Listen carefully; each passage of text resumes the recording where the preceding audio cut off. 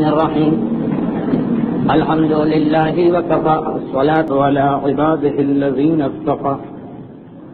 سیرت رسول خدا موجودہ سال پاک اور پاکیزہ ذکر کا 8واں سال، مجموعی اعتبار سے 127ویں تقریر، لیکن موجودہ سال کی 13ویں گفتگو، اور شاید 126 ہفتوں کے بعد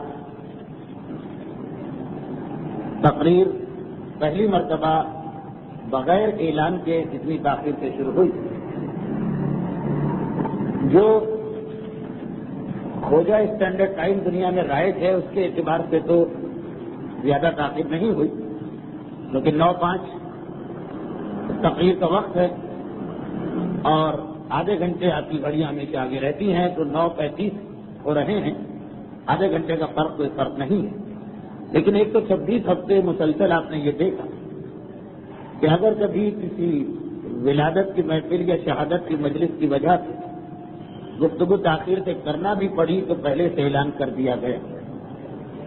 لیکن آج پورا دن ایسا گزرا معصوم کی شہادت کی مجالس کی وجہ سے کہ بالکل آخر میں وقت میرے کنٹرول سے باہر ہو گیا، اور شاید اس منگل کی تقریر کے لیے میں اتنا محتاط رہتا ہوں کہ اس سے پہلے کم سے کم 1 گھنٹے کا مارجن رکھ کے کوئی مجلس لیتا ہوں.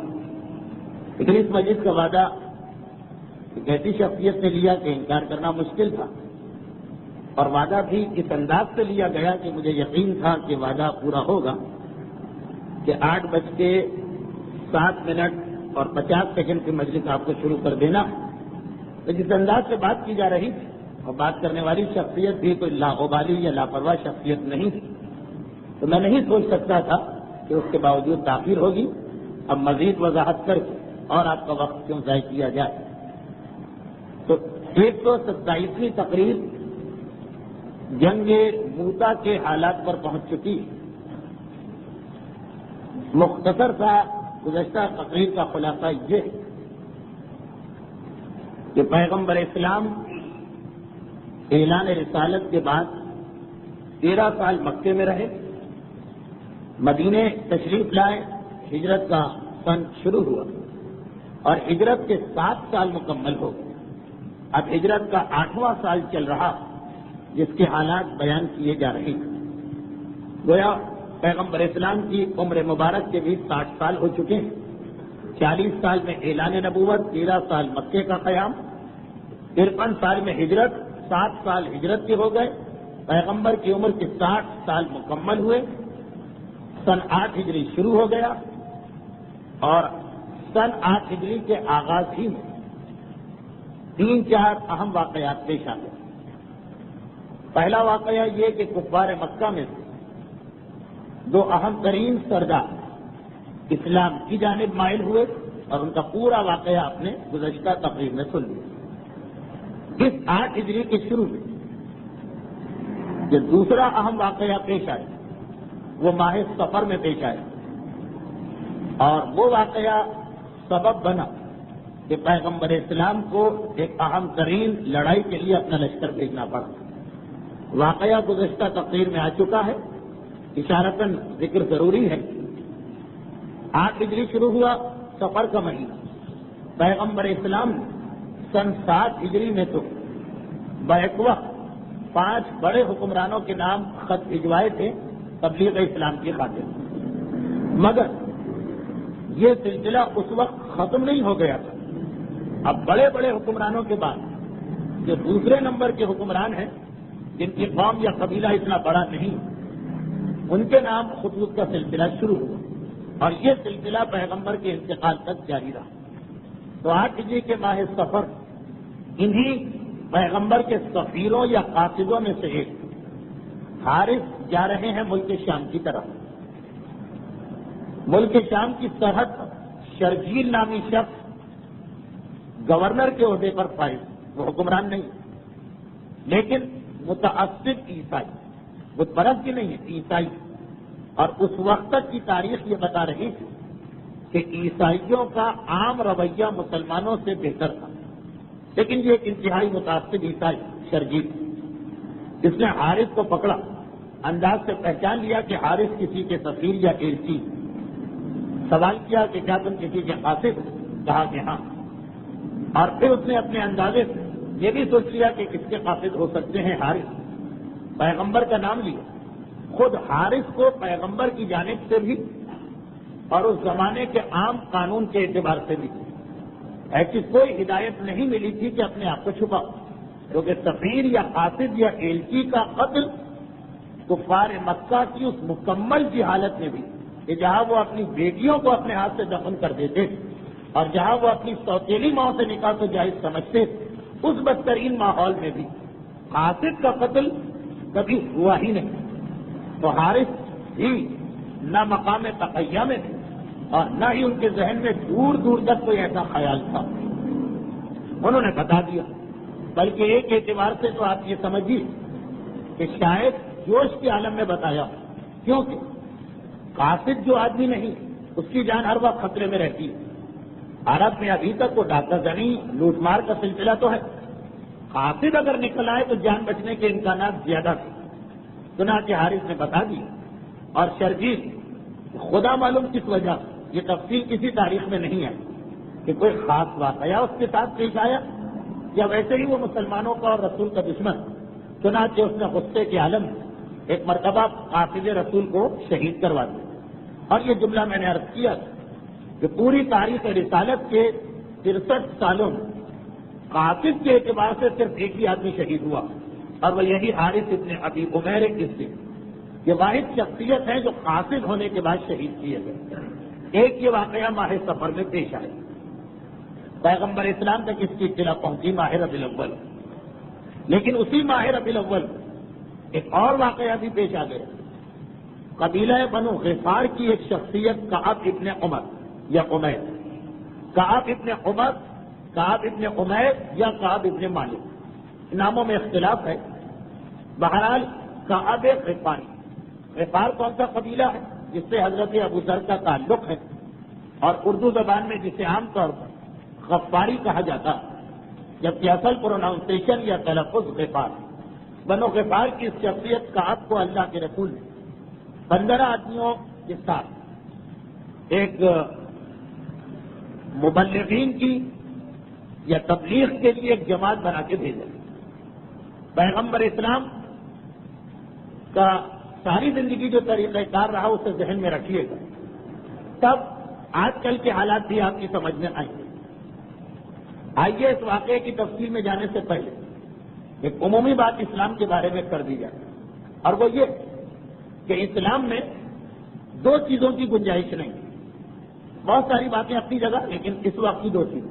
نمبر 1، مسلمان تبلیغ کے اعتبار سے کبھی چھٹی پہ نہیں ہو سکتا۔ اس طرح عام کوئی بھی دنیا کا آدمی کام کرے 24 گھنٹے آن ڈیوٹی بہت کم لوگ ہوتے ہیں، صرف جو لازمی سہولتیں یا ایسینشل سروسز ہوتی اس کے اندر ہو سکتا ہے کہ کوئی آدمی 24 گھنٹے آن ڈیوٹی ہو، لیکن وہ بھی ایک آدمی کا ہونا مشکل، باری باری ڈیوٹی بنتی۔ مسلمان تبلیغ کے اعتبار سے کبھی اس کو چھٹی نہیں مل سکتی، وہ نہیں کہہ سکتا کہ آج میں نے 8 گھنٹے اپنا کام انجام دیا، تبلیغ کا 16 گھنٹے میں اور اعمال انجام دوں گا۔ جہاں تبلیغ کا موقع ہے وہ 24 گھنٹے ڈیوٹی پر ہے۔ اور نمبر 2، تبلیغ کے اعتبار سے مسلمان کبھی ریٹائر نہیں ہو سکتا، جب سے ہوش سنبھالا ہے اس وقت سے لے کے مرتے دم تک اس کا یہ فریضہ برقرار رہتا، اور یہی تبلیغ پھر سبب بنتی کہ مخالف طاقتیں اپنا رد عمل یا ری ایکشن ظاہر کریں۔ اللہ کے رسول ایک اعتبار سے اب سن 8 ہجری میں یا سن 7 کے آخر ذرا معذلہ خاموش ہو کے بیٹھ جانا چاہیے تھا۔ 2 بڑے خطرے تھے، دونوں خطرے ختم ہو گئے۔ مدینے کے مشرق سے ہمیشہ کفار مکہ حملہ کیا کرتے تھے مدینے پر، صلح حدیبیہ ہوئی، جنگ خندق نے ان کی کمر کو توڑا، صلح حدیبیہ نے ان کو ایک موقع دیا کہ وہ عام عربوں کے سامنے ایک بہانہ بنا سکے کہ ہم عزت و آبرو کے ساتھ حاوی ہو کر اپر ہینڈ رکھ کے پیچھے ہٹے، مسلمان ہمارے سامنے جھک گئے۔ چنانچہ صلح حدیبیہ کے بعد کفار کا مسئلہ مسلمان نہیں رہے، یہ خطرہ ختم ہو گیا۔ دوسری جانب مدینے کے مغرب میں خیبر کا علاقہ یہودیوں کا گڑھ، سن 7 ہجری میں جنگ خیبر کے بعد یہودی بھی اس انداز سے ختم ہو گئے کہ پھر صدیاں گزر گئی، وہ مسلمانوں کے خلاف میدان میں نہ آ سکے۔ تو اب ایک اعتبار سے آپ دیکھیے کہ ایک طرف مشرق کا خطرہ تھا، ایک طرف مغرب کا خطرہ تھا۔ ہجرت مدینہ کے بعد اللہ کے رسول اگر روزانہ مسلمانوں کو بیدار رکھتے، ہر وقت ان کو الرٹ رکھتے، ہر وقت ان کو جہاد کے لیے تیار رکھتے، تو 7 ہجری تک تو یہ بات سمجھ میں آ رہی کہ ٹھیک ہے 2 بڑے بڑے خطرے، مسلمان ذرا سے غافل ہوں گے تو نقصان اٹھائیں گے، اور ہوا بھی یہ جنگ احد بیک وقت 2 پیغام لے کے آئے۔ میدان جنگ میں مسلمان غافل ہوئے تو جیتی ہوئی لڑائی تقریباً ہار گئے تھے، تو اگر ذوالفقار حیدری نہ ہوتی تو شاید اسی دن اسلام کا خاتمہ ہو جاتا۔ صرف اس طرح کی غفلت کے نتیجے میں کہ پیغمبر نے کہا کہ یہاں سے نہ ہٹنا، مگر یہ تو مشہور بات، اس کے علاوہ بھی ایک واقعہ ہوا کہ کفار مکہ احد کی لڑائی بدر کا انتقام دینے کے لیے جب مسلمانوں پہ حملہ کیا تو بہت سوچ سمجھ کے حملہ کیا۔ میرا ایک جملہ جو آپ نے بہت زیادہ درسوں میں سنا ہو، وہ میرا تو نہیں ہے، قرآن اور حدیث سے استعمال کیا کہ دشمن وہ گمراہ ہے، وہ باطل پر ہے، وہ جہنمی ہے، مگر باطل پر ہونا، گمراہ ہونا، جہنمی ہونا اور ہے، بے وقوف ہونا اور۔ اسے باطل پہ سمجھو، بے وقوف نہ سمجھو۔ یہ خیال نہ کرو کہ ساری عقل تمہارے پاس ہے، وہ بالکل بے وقوف جی نہیں۔ اور یہ بھی بتا دیا جائے کہ باطل پر ہونے کا مطلب یہ نہیں ہے کہ وہ ہمیشہ ہارے گا، دنیا کی حد تک بات ہو رہی۔ نہج البلاغہ میں میرے مولا کا تو صاف خطبہ کہ تمہارے مخالف شام والے باطل پر ہیں، جیتے ہیں، تم علی کی فوج میں ہو اور حق پر ہو، ایسے حق پر کہ حق تمہارے ساتھ، علی حق، لیکن تم ہارو۔ اس کی وجہ بھی اس خطبے میں بتا دی ہے، میرا موضوع بدلتا جائے گا۔ وہ خطبہ میں نے اکثر عام مجالس میں بھی پڑھا ہے اور سیرت رسول میں بھی آ چکا۔ تو خیر، باطل پر ہونا اور ہے، بے وقوف ہونا اور۔ کفار مکہ نے بدر کا انتقام لیا اور بہت ہی ذہانت اور چالاکی کے ساتھ، جسے روایت میں نکرہ کہا گیا ہے، مکاری کے ساتھ، کہ انہوں نے حملہ بھی اس طرف سے کیا کہ عام مسلمان سوچ بھی نہیں سکتے۔ مکہ مدینے کے مشرق میں، یہ لوگ مکے سے نکلے، مدینے کے قریب آئے، پھر پورا راستہ گھوم کے بالکل الٹی طرف سے آ کے حملہ کیا، اور وقت بھی ایسا لیا کہ مسلمان غافل۔ عید کے بعد 3، 4، 5 دن انسان لگا رہتا ہے اپنی دنیاوی عیش و آرام، عید کے فوراً بعد انہوں نے مدینے پہ اٹیک کیا۔ تو یہ تو احد کی لڑائی میں ہم نے دیکھا کہ باوجود یہ کہ رسول مسلسل لوگوں کو بیدار رکھتے تھے، جاگنے کا حکم دیتے تھے، پھر بھی احد کی لڑائی میں جگہ اور وقت کی وجہ سے عید کے بعد مسلمان غافل، پورے مہینے رمضان کے روزوں کی تھکن اتار رہے ہیں۔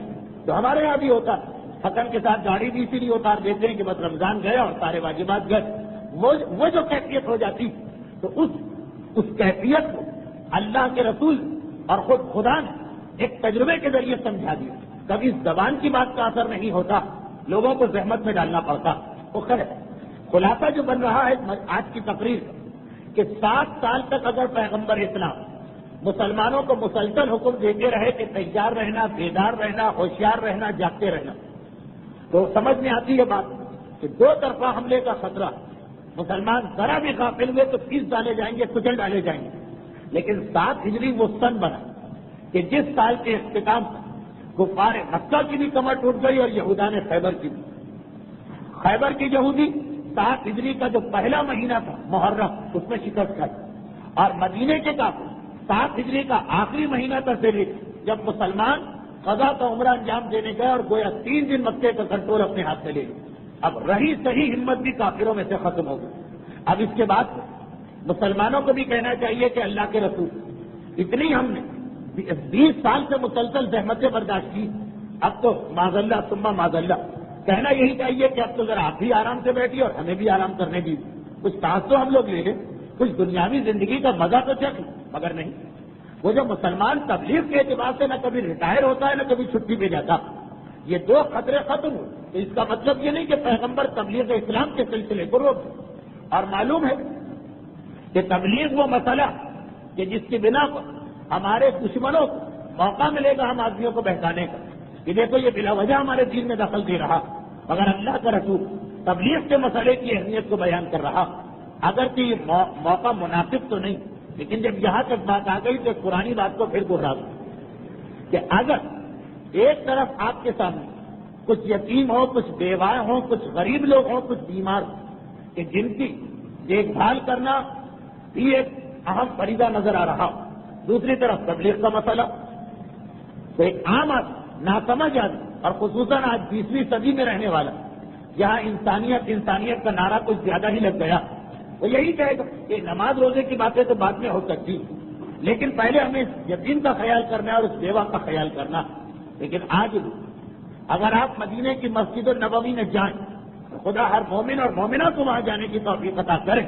عملی مثال آپ کے سامنے آج بھی مدینے کی اس مسجد کہ اسلام کی نگاہ میں تبلیغ دی، یتیم، بیوہ، غریب، بیماروں کی ضروریات اپنی جگہ، اس کے ساتھ ساتھ بلکہ بعض مقامات پہ تو غریبوں کا خیال اسلام دوسرے نمبر پہ لے جاتا، پہلے تبلیغ، اور آج تک یہ مثال موجود۔ وہ کس طرح کہ آپ مدینہ شہر پہنچے، اب آپ کو مسجد النبوی میں جانا، مجتہدین نے تو کہہ دیا کہ واجبات کچھ نہیں، لیکن انتہائی تاکید یہ کہ مسجد النبوی کو عام مسجد نہ سمجھو کہ اگر عام مسجد کے کئی دروازے تو جس کا جہاں سے دل چاہتا ہے مسجد میں داخل ہو جاتا، نہیں، سنت مؤکدہ بنا کہ مسجد کے اندر کم از کم 15، 16، 17، 18 دروازے ہیں، بہت بڑھ گئے 18 یا 20 دروازے ہیں مسجد، لیکن خاص ایک دروازے سے داخل ہو جس کا نام ہے باب جبرائیل۔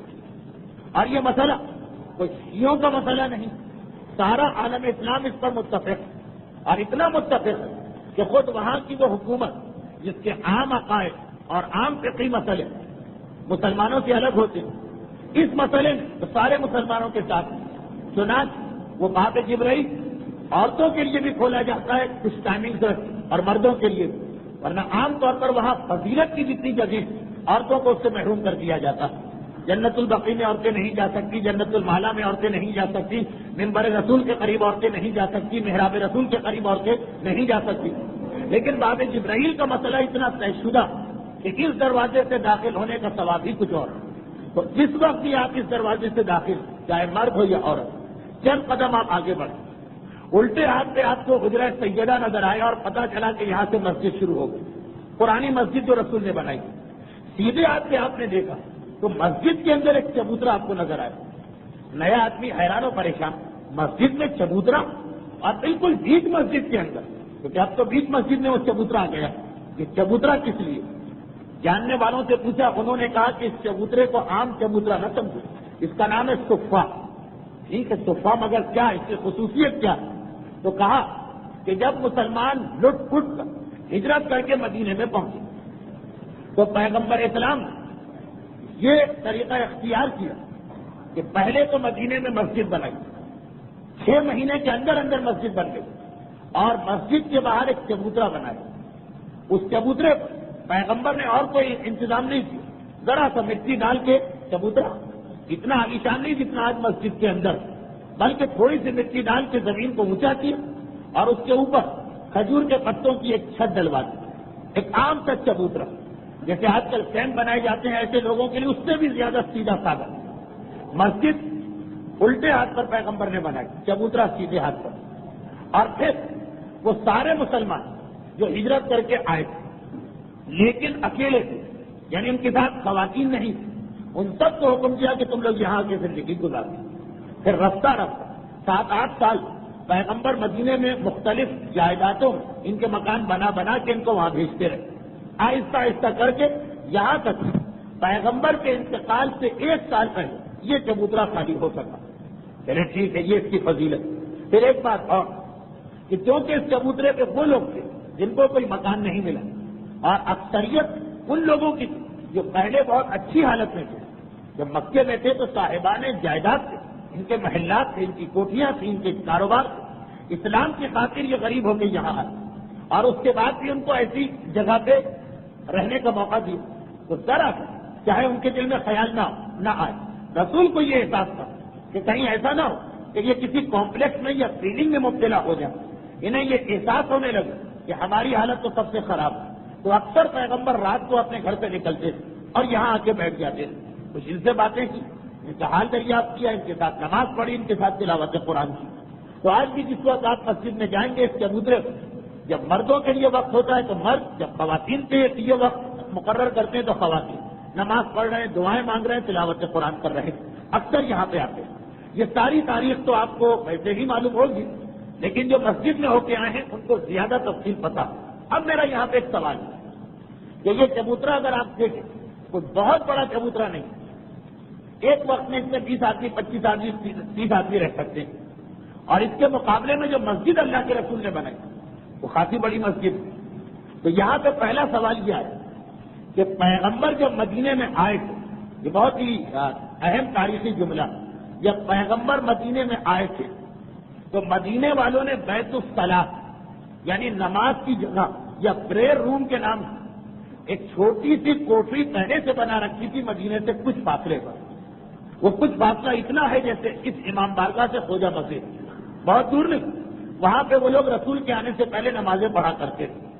اب ایک سوال، پیغمبر مدینے میں آ گئے اور پیغمبر کو ایک بہت بڑا پلاٹ مل گیا جہاں پہ مسجد بنائی، اور پیغمبر یہ بھی دیکھ رہے کہ انتہائی شریف اور محترم گھرانوں کے انتہائی مخلص مسلمان مدینے میں ان کے پاس رہائش کی کوئی جگہ نہیں. تو پہلا سوال یہ، وہ جو بہت زیادہ ذرا ضرورت سے زیادہ جو انسانیت کی بات کرتے ہیں، پہلا سوال یہ کہ یا تو رسول کے پاس جگہ نہ ہو تو رسول کہیں کہ میری مجبوری دیکھ رہے یا اس چبوترے میں جا کے رہ جاؤ. لیکن رسول کو جگہ مل گئی، ابھی تو مسجد بنائی، اور اس چبوترے سے کم 4-5 گنا بڑی جگہ پیغمبر ایک جگہ مل گئی، اور نماز پہلے سے ایک جگہ ہو بھی رہی. اس کے باوجود رسول نے یہ تو گوارا کر لی کہ یہ بے گھر مسلمان جہاں 2-4 مہینے سے بے گھر ہیں تو 7 سال اور بے گھر رہے، ان کو چبوترے پہ ڈال دیا، مگر مسجد پہلے بنائی. مسجد کا مطلب تبلیغ کا مرکز، مسجد کا مقصد اجتماع کا مرکز، مسجد کا مقصد جہاں پہ مسلسل تبلیغ اسلام اور خطبات دیے جا رہے ہیں. اے اللہ کے رسول، آپ کے پاس جب زمین آ گئی، آپ کے پاس جب ایک پلاٹ آ گیا، تو کیا یہ بہتر نہیں کہ آپ چبوترا بنانے کے بجائے اسی زمین میں چھوٹے چھوٹے 20, 25, 50 کمرے بنا کر پہلے مسلمانوں کی رہائش کا مسئلہ حل کر دیتے؟ آپ پہلے اس منصوبے کو مکمل کر دیتے کہ سب کو ایک مکان مل جائے، سب کو ایک کوارٹر مل جائے، سب کو ایک فلیٹ مل جائے. مسجدیں تو بنتی رہتی ہیں، امام باڑے تو بنتے رہتے ہیں، یہ سب کام بعد میں ہو سکتے. جی نہیں، پیغمبر نے بالکل ہمارے اصول کے الٹ کام کیا. کہا کہ یہ مسلمان اور محترم مسلمان اور مخلص مسلمان ایسے کہ جو اسلام کی خاطر گھر بار جائیداد چھوڑ کے آئیں، کہا ان کو سڑک پر رہنے دو، یہ ایک طرح سے برداشت کیا جا سکتا، لیکن جو تبلیغ کا مسئلہ، جو اجتماع کا مسئلہ، جو مسلمانوں کو روحانیت منتقل کرنے کا مسئلہ، جو مرکز کا مسئلہ ہے، وہ پہلے حل کیا جائے گا. یہ بڑی مسجد بنے، یہ پیغمبر اسلام پہلے بنا رہے ہیں، یہ سارے مسائل بعد میں حل ہو رہے ہیں. آج بھی یہ عملی دلیل آپ کے سامنے موجود ہے مسجد النبوی کے اندر. پتہ نہیں اتنی تیزی سے مدینے میں تبدیلیاں ہو رہی کہ پتہ نہیں کہ کب اس کو ختم کر دیا جائے، لیکن فی الحال آپ اپنی آنکھوں سے دیکھ سکتے ہیں اور آپ ہزاروں گواہوں سے پوچھ سکتے ہیں کہ آج یہ پیغمبر کا عمل یہ بتا رہا کہ لوگوں کی فلاح و بہبود اپنی جگہ، بے گھر کی رہائش کا انتظام اپنی جگہ، لیکن جب تک جان جانے کا مسئلہ نہ ہو رہا اس وقت یہ انتظامات جو پرماننٹ انتظامات ہیں یہ بعد میں کیے جائیں گے، پہلے مسجد بنائی جائے گی. اور ہماری آپ کی طرح کی مسجد نہیں کہ جہاں ہر وقت تالا ہی پڑا رہے اور صرف تھوڑی تھوڑی دیر کے لیے مسجد کھلے. پیغمبر نے جو مسجد بنائی اس مسجد میں کوئی دروازہ ہی نہیں رکھا، وہ مسجد 24 گھنٹے کھلی رہتی. مجھے معلوم ہے کہ آج کل یہ بڑا رسکی ہے، بڑا خطرناک ہے، کچھ اور مسئلے تھے، لیکن جو مسجد کا مقصد تھا وہ تو حاصل ہو رہا. پیغمبر روزانہ کم سے کم 3 تقریریں کرتے ہیں، روزانہ کم سے کم اس کے اندر 3 مرتبہ اسلام کا حکم پہنچاتے ہیں.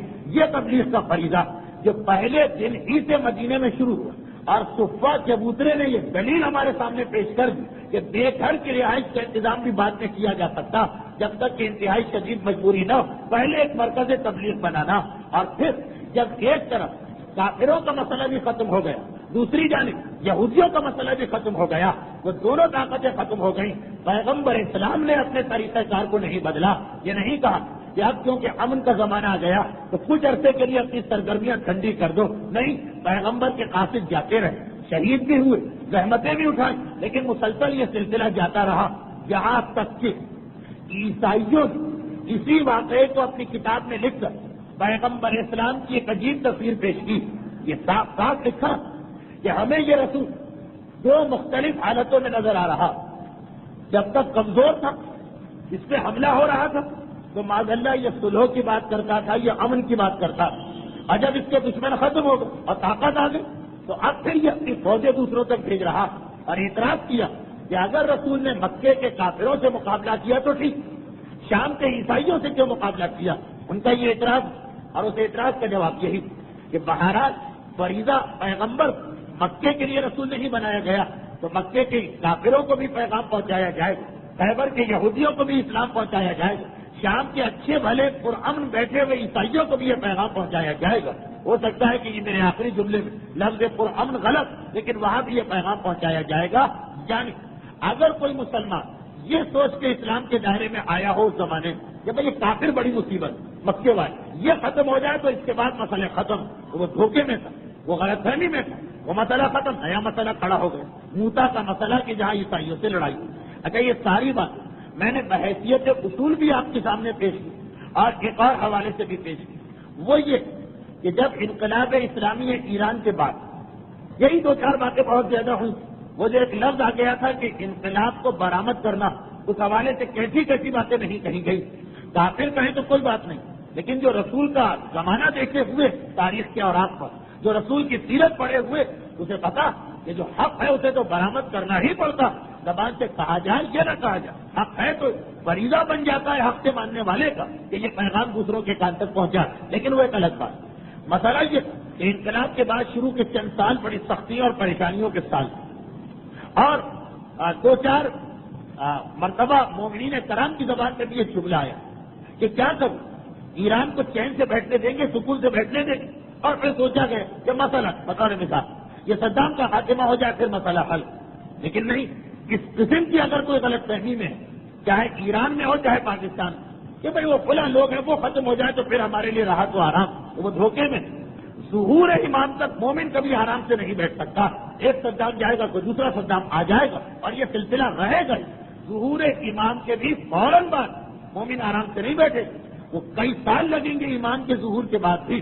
تو یہ توقع تو مومن کبھی نہ کرے. اکثر لوگ کہہ دیتے ہیں جب تحریکیں بنائی جاتی ہیں، جب اپیلیں کی جاتی ہیں، جب کوئی موومنٹ چلایا جاتا تو اکثر لوگ کہہ دیتے کہ بھائی کہاں دوڑ کے جا، یہ تو ہر ہفتے ایک نئی بات سامنے آ گئی، یہ تو ہر 15 دن کے بعد ایک نیا مسئلہ سامنے آ گیا. مثلا کہ دنیا کے جو حالات، ابھی لوگ فلسطین کو دیکھ رہے تھے تو کشمیر، اور کشمیر کو دیکھ رہے تھے تو بوسنیا، اور بوسنیا کو دیکھ رہے تھے تو صومالیہ. گھبرا کے مومن سوچتا کہ اس کی کوئی حد ہے. سیرت رسول میں اب جس منزل پر ہم کھڑے، اس واقعے کا خلاصہ یہ کہ مسلمان مرتے دم تک بھی کبھی کفر اور باطل کی طاقتوں سے سکون محسوس نہیں کرے گا، اور اگر زندہ رہا تب بھی ظہور ایمان پر ایک کے بعد دوسرا فتنہ تو کھڑا ہوتا رہے گا. مدینے کے مسلمانوں نے ذرا سکون کا ساتھ لیا ہوگا کہ چلو کافر میں ختم، یہودی میں ختم، اب کیا مسئلہ. لیکن پیغمبر اسلام اس قسم کے سکون کو قبول نہیں کر رہے. چنانچہ ربیع الاول سنہ ہجری آئی، پیغمبر یہ دیکھا کہ اب تک کی تبلیغات کے نتیجے خود، یہ بھی ایک الگ موضوع ہے لیکن آج یہی کہیں گے کہ آج میں بہت بھٹک رہا ہوں اس لیے میں اس موضوع پہ نہیں جاتا ہوں. یہ بھی ایک موضوع کہ ہر جنگ، چاہے بدر ہو، چاہے احد ہو، چاہے خندق، ہر جنگ اسلام کی تبلیغ کا ذریعہ بنتی گئی. ہر جنگ کے نتیجے میں کچھ نہ کچھ نئے قبیلے مسلمان ہوتے چلے گئے. صرف اسلامی طاقت کی وجہ سے نہیں بلکہ جنگ کے نتیجے میں ان کو مسلمانوں کے قریب آنے کا موقع ملا. ایک تصویر کو فار مکہ پیش کر کے لاتے تھے دوسرے قبیلوں کہ یہ خونخوار، یہ وحشی، یہ جنگی مسلمان، اور ایک وہ میدان جنگ میں مسلمانوں کی شرافت دیکھتے تھے. تو یہ بھی ایک تبلیغ کا ذریعہ. ہر جنگ کے بعد نئے نئے قبیلے مسلمان ہوئے. پھر پیغمبر نے تبلیغی جماعتیں بھیجی، پھر اللہ کے رسول کے قاصد جب نتیجہ یہ نکلا کہ تقریباً آدھا عرب اسلام سے واقف ہو گئے. پیغمبر کا فریضہ ختم نہیں. پیغمبر اسلام نے کہا اب شام کے علاقے میں اسلام کو پہنچانا.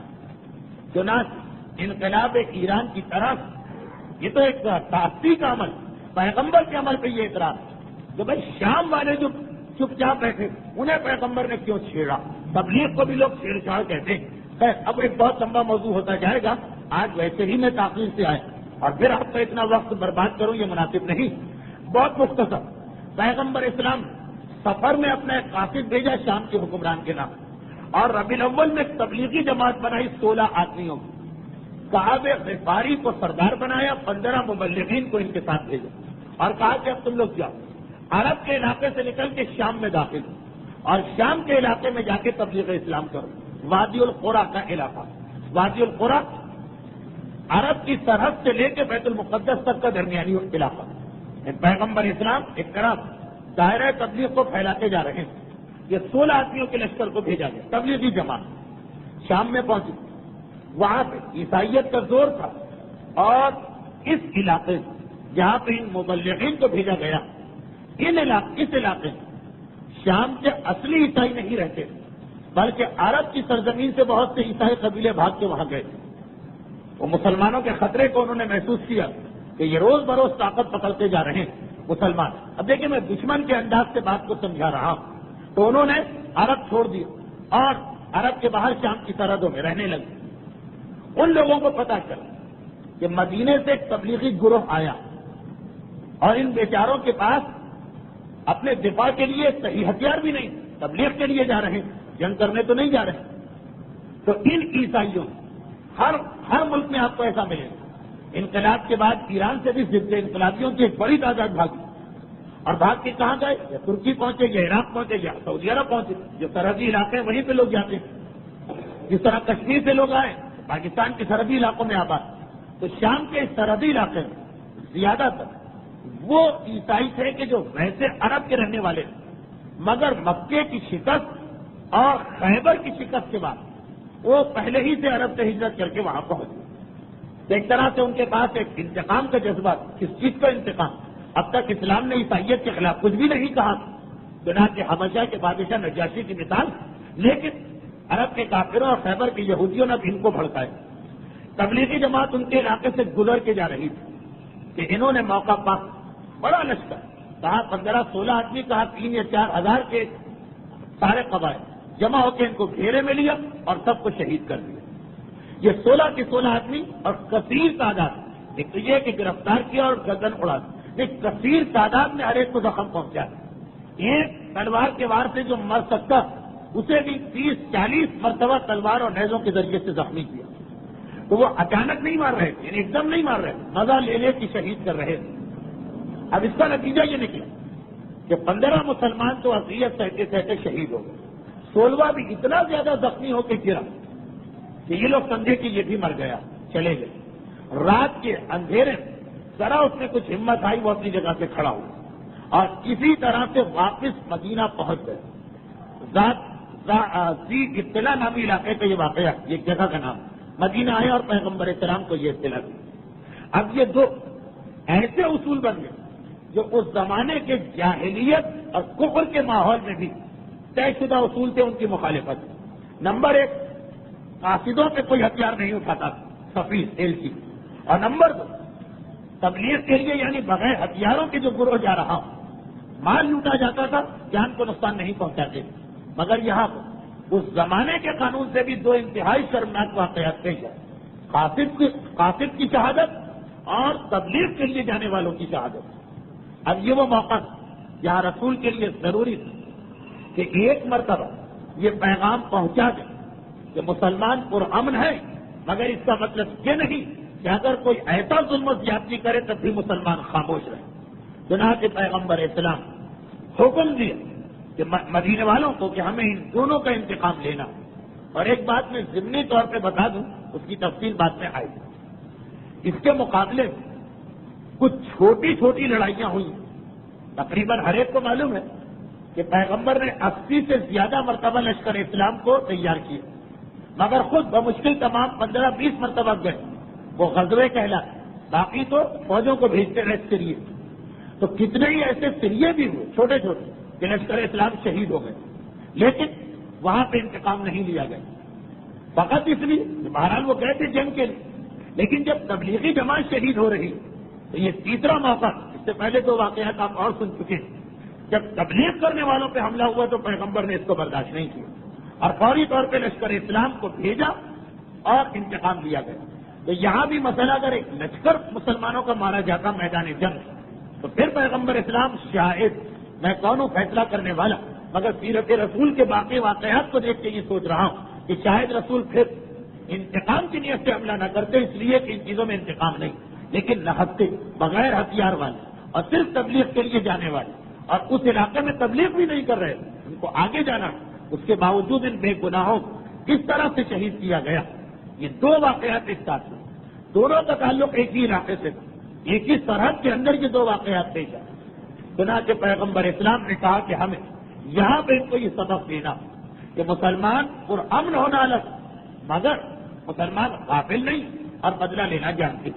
یہ کہہ کر پیغمبر اسلام نے ایک لشکر تیار کیا اور انہیں روانہ کیا شام کے علاقے کی جانب۔ اچھا، اب اس لڑائی کا نتیجہ میں شاید پورا نتیجہ آخر تک آج نہ بتا سکوں، لیکن مختصر ہی کہ لڑائی ختم ہوئی تو لشکر اسلام بہرحال واپس آئے، اور اس طرح سے کہ مدینے والوں نے اپنے دروازے بند کر دیے کہ جو بھاگ کے آ رہے ہیں ان کو ہم اپنے گھر میں پناہ نہیں دیں گے۔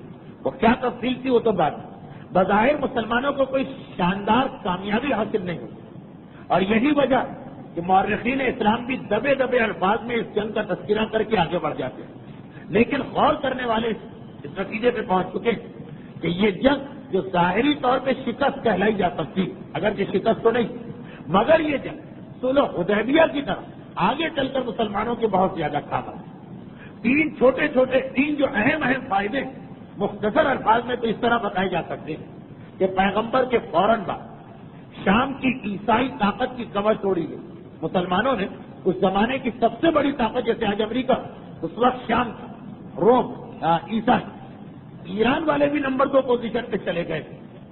تو پیغمبر کے فوراً بعد اس جنگ موتا کے صرف 6 سال کے اندر وہ جو سب سے بڑی طاقت تھی اس کی کمر توڑ دی مسلمانوں نے۔ لیکن یہ جنگ موتا کا نتیجہ، یعنی اس جنگ لشکر اسلام گیا اور وہ ٹرین ہو کے واپس آئے کہ عیسائی کس طرح لڑتے ہیں۔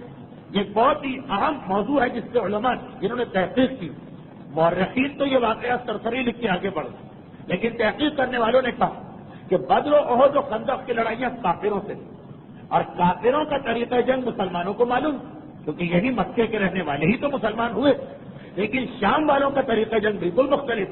تو جنگ موتا کا ایک فائدہ یہ ہوا کہ مسلمانوں کو پہلے سے اطلاع مل گئی، ایک چھوٹی سی جماعت بھیج کر کہ شام والوں کا طریقہ جنگ کیا، جس نے 6 سال کے بعد اس وقت مسلمانوں کو فائدہ پہنچایا جب بیت المقدس مسلمانوں کے قبضے میں آیا۔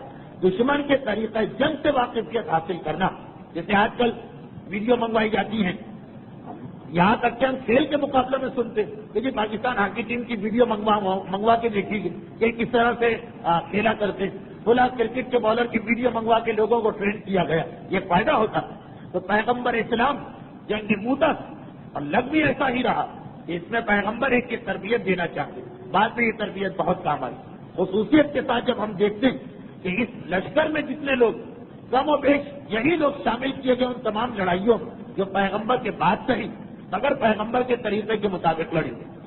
دوسری بڑی چیز، دوسرا بڑا فائدہ ہوا کہ بہرحال شام والے ظاہری اعتبار سے کامیاب ہوئے، ویسے اسے کامیابی تو نہیں کہیں، لیکن ایک چیز ان کے ذہن میں بیٹھ گئی، اور یہ ایک بہت اہم چیز ہے جسے میں کیسی بھونڈی آج مثالیں دے رہا ہوں میرے کو سمجھ میں نہیں آ رہا، لیکن کبھی کبھار اخبارات کی چیزیں جو ہے وہ ذہن میں بیٹھ جاتی ہیں۔ کہا جاتا کہ پاکستان کے کرکٹ ٹیم جب انگلینڈ جاتی ہے یا آسٹریلیا جاتی ہے تو وہاں کے اخبارات اور پریس باقاعدہ سوچے سمجھے منصوبے کے تحت ہماری ٹیم کے خلاف ہو جاتے ہیں، اور اس قسم کی بحث میں ان کو الجھا لیتے ہیں کہ وہ ان کا حوصلہ پست ہونے لگتا جب پورا میڈیا کا پروپیگنڈا ان کے خلاف ہوتا، اور یہ چیز میدانی کرکٹ میں ان کی کمزوری کا سبب بنتی۔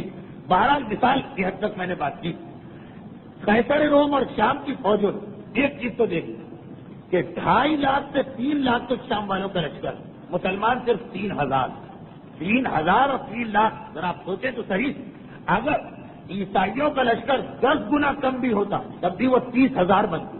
30,000 اور 3,000 میں کوئی مقابلہ نہیں، اور کہا 3 لاکھ کا لشکر، ٹھیک ہے، پورا لشکر میدان میں نہیں آیا، میدان میں عیسائیوں کے 1 لاکھ 2 لاکھ ریزرو فوج رہی، لیکن اتنا انہوں نے دیکھ لیا کہ مسلمانوں میں کوئی ایسا جذبہ، ڈر نہیں، خوف نہیں ہے ان کے پاس کہ 3 لاکھ کے مقابلے میں 3,000 جانے کو تیار۔ دیکھیے سامنے والے کے ذہن پہلے سے کسی کا ڈر بیٹھ جائے، آدھی جنگ وہ ہار گیا، اور یہ آدمی آدھی جنگ جیت گیا جس نے اپنا خوف بٹھا دیا۔ یہ بعد میں بھی آپ جب تاریخ اسلام پڑھیں، شام پہ جب حملہ ہوا اس نے اس چیز میں بہت فائدہ مسلمانوں کو پہنچایا کہ شام والے ڈر ڈر کے لڑ رہے تھے، اتنا زیادہ گھبرائے ہوئے کہ جب 3 لاکھ کے سامنے آ سکتے، یعنی ان کو مرنے کی کوئی پرواہ ہی نہیں، موت ان کا کوئی مسئلہ ہی نہیں، یہ اتنے نڈر اور اتنے بے خوف، جس کی وجہ شروع سے مسلمانوں کا ایک اپر ہینڈ ہو جاتا تھا عیسائیوں کے خلاف۔ یہ بہت ہی اہم چیز کہ جب تک اس قسم کے یہ ہتھیار نہیں آئے تھے کلاشنکوف وغیرہ، اس وقت تک جب تک دو بدو لڑائی اس وقت تک ہمارے جلوس اور مجالس کی کچھ چیزیں تھیں جو دشمنوں کو ویسے خوفزدہ رکھتی، بس اس سے زیادہ نہیں کہنا چاہ رہا۔ تو یہ پیغمبر اسلام کا 3000 کا لشکر کم از کم عیسائیوں اور شام والوں کے دل میں اپنے خوف بٹھا کے واپس آ گئے۔ اور تیسری بات جو سب سے بڑا فائدہ ہوا، جس کی وجہ سے آپ دیکھیں کہ جماعت الاول میں یہ لشکر گیا اور صرف 4-5 مہینے کے بعد مسلمانوں نے مکے پہ اٹیک کر دیا۔ اب مکہ کی فتح اسی 8 ہجری میں ہوئی، لیکن اس کے جو ظاہری حالات ہیں وہ کتابوں میں کچھ اور لکھے، لیکن میں اپنی حد تک یہ کہتا ہوں کہ ایک بڑا دخل اس جنگ موتا کا۔ وہ کیا ہوا کہ ابھی بھی عرب میں آدھا عرب اسلام کے قریب آ چکا، عرب میں ابھی بھی بہت سے قبائل جو کفار مکہ کے ساتھ، لیکن اس جنگ موتا نے ان کو ایک سبق دے دیا۔ پھر یاد رکھیے کہ آج کا امریکہ اتنی بڑی طاقت نہیں جتنا اس وقت کی دنیا میں شام کی طاقت ہے، اس لیے کہ شام اسی زمانے میں میدان جنگ میں ایران کو شکست دی تھی جو اس زمانے کی سب سے بڑی طاقت ہے۔ ایک سیاست کے ذریعے سے کسی ملک کو ٹکڑے کرا دینا یا پھر اس کے ٹکڑے ہو، اور ایک باقاعدہ میدان میں کسی کو شکست سے باز دینا، کیا اس کی کیفیت و حالت تھی شام کی۔ لیکن اس کا اثر کیا ہوا؟ اس کا اثر یہ ہوا کہ جو عرب کے دوسرے چھوٹے چھوٹے قبائل تھے وہ اپنی جگہ یہ سوچنے لگے کہ مسلمان ذرا سے بھی ان کے خلاف کوئی بات ہو جائے، ایک ان کا قاصد مارا گیا، ایک ان کی تبلیغی جماعت شہید ہو، اتنی ان کے پاس طاقت ہے کہ شام سے جا کے ٹکرا جاتے ہیں، تو ہمارا تو شمار قدار کس چیز میں، نہ ہمارا کوئی ساتھی نہ ہمارا کوئی پشپنا، ہم تو ٹکڑے ٹکڑے۔ شام والوں سے لڑائی زیادہ ڈر پیدا ہوا عرب کے باقی قبیلوں، وہ سارے قبیلے ایک مرتبہ سہم گئے، سارے قبیلے ایک مرتبہ خاموش ہو گئے، جس کا نتیجہ یہ نکلا کہ اس جنگ موتا کے فوراً بعد مسلمانوں نے مکے پہ حملہ کیا۔ مکہ کون؟ جہاں مکہ ہمارے لیے قابل احترام، اس زمانے کے عربوں کے لیے بھی قابل احترام، اور اتنا قابل احترام تھا مکہ، معاذ اللہ مجھے اس جملے پہ معاف رکھیے، میں یہ اسلام کا اصول نہیں بتا رہا ہوں، میں آج کے مسلمانوں کی حالت بتا رہا ہوں کہ اس زمانے کے کافر و مشرک عرب وہ آج ہم جیسوں سے زیادہ مکے کا احترام کرتے تھے۔ ہم اور آپ مکے کی خاطر اپنے پیسے کا نقصان کرنے کو تیار نہیں، ہم اور آپ مکے کی خاطر کو قربانی دینے کو تیار نہیں، لیکن وہ کون لوگ؟ یہ تو ہر ایک کو معلوم ہے سورہ قریش کہ مکے عرب کے وہ لوگ جن کا پیشہ ہی ڈاکہ زمین، اردو کا محاورہ ہے کہ گھوڑا اگر گھاس سے محبت کر لے تو کھائے گا کیا، مگر مکے کا وہ احترام تھا کہ سمجھیے عرب کے ڈاکوؤں نے گھاس سے محبت کر دی، وہی مان کہ وہ ہر قافلے پہ حملہ کریں گے، قریش کے قافلے پہ حملہ نہیں کریں گے، اور قریش پورے عرب میں سب سے مالدار، ایسا ہے کہ ان کے پاس فتح پڑ رہا مگر اس کے باوجود ان پہ کوئی حملہ نہیں کرے گا۔ کیوں؟ قریش کا احترام؟ جی نہیں، قریش کا ایک بھائی کا احترام نہیں، صرف اس لیے کہ قریش والے خانہ کعبہ کے متولی، خانہ کعبہ کے ٹرسٹی، وہاں کی مینجمنٹ میں شامل، تو خانہ کعبہ کا اتنا احترام تھا ان ڈاکوؤں کے دلوں کہ اس کے خاطر خانہ کعبہ تو چھوڑیں، جو خانہ کعبہ کی دیکھ بھال کر رہا، اس میں جھاڑو دینے والا، اس کا اتنا احترام کہ ان کا پیشہ ہے ڈاکہ زنی کا نہیں، پیشہ اپنی جگہ، پروفیشن اپنی جگہ، ہم ان کے قافلے پہ حملہ نہیں کریں گے، اتنا احترام۔ آج کتنے مسلمان اور کتنے مومن اپنے دل میں خانہ کعبہ کا رکھتے ہیں کہ اس کی خاطر اپنا مالی نقصان برداشت کر لیں؟ نہیں، مال کے لیے ایمان قربان کر دینا ایک عام سی بات ہے۔ ہمارے یہاں وقت بہت محدود رہ گیا، اس لیے میں یہ سوچتے ہوئے کہ سارا کا سارا باشعور مجمع، ہزاروں مثالیں آپ کے سامنے آ گئی ہوں کہ تم مسلمان ہو جاؤ۔ بہرحال وہ بڑا سردار ہے اور قابل احترام بھی ہے اور بزرگ بھی ہے، لیکن میں کسی بہانے اسے تمہارے پاس بھیجتا ہوں۔ اب یہ تمہارے ہاتھ میں ہے کہ جو کچھ بھی اس سے کہنا ہے کہو۔ یہ کہے کہ اسے اپنے ہاتھ میں نیزہ لے کے واپس آ رہے۔ سعد ابن معاذ نے جب یہ دیکھا کہ اسے قریب آ رہے، جیسے ہی قریب آ سعد اپنے ساتھیوں سے کہنے لگے، خدا کی قسم جس انداز سے یہ گیا تھا اس انداز سے واپس نہیں آ رہا، اس کا چہرہ بتاتا ہے کہ یہ بدل چکا، لیکن خیر دیکھے تو صحیح یہ کیا کہتا. غریب آئے حسین ساتھ ہے ساتھ وہ تمہارا بھانجا وہ کسی کو بہکانے نہیں آیا تھا بلکہ میں نے سنا مجھے اندازہ ہو رہا لیکن یہ جملہ بڑی احتیاط کے ساتھ تو سنیے گا اعتراض نہ ہو جائے. مجھے ایسا اندازہ ہو رہا کہ شاید اس کے پرانے دشمن اس کے پیچھے لگے ہوئے اور وہ شاید اپنی جان بچانے کے لیے یہاں کے بیٹھا. اب یہ جو سنا ساتھ کو غصہ ہے میرے بھانجے پہ کوئی حملہ کر سکتا جو عربوں کے اندر ایک قبیلے اور خاندان کی بات ہے. اسلام میں بھی یہ بہت بڑی نیکی مانی گئی. میرے بھانجے کو کوئی نقصان پہنچا سکتا میں خود جا کے اس کی حفاظت کروں گا. ایک ایسا جملہ تھا کہ ساتھ جیسا شریف انسان جو غیر